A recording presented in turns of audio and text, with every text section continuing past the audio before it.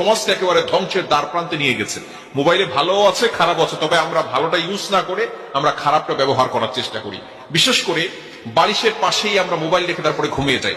আবার কিছু কিছু মানুষের ঘরে এমন ভাবে সেটিং করা আছে, একেবারে ঘরের পাশে খাটের পাশেই তার চার্জারের জন্য ব্যবস্থা করা আছে। মোবাইল চার্জে দিয়ে সেখানেই বালিশের পাশে মোবাইল রেখে চার্জে দিয়ে সে সেখানে ঘুমিয়ে পড়তেছে, যার কারণে বিভিন্ন ধরনের রোগ হওয়ার সম্ভাবনা আছে। নাম্বার ওয়ান, এক নাম্বার হচ্ছে হৃদরোগ হওয়ার সম্ভাবনা আছে।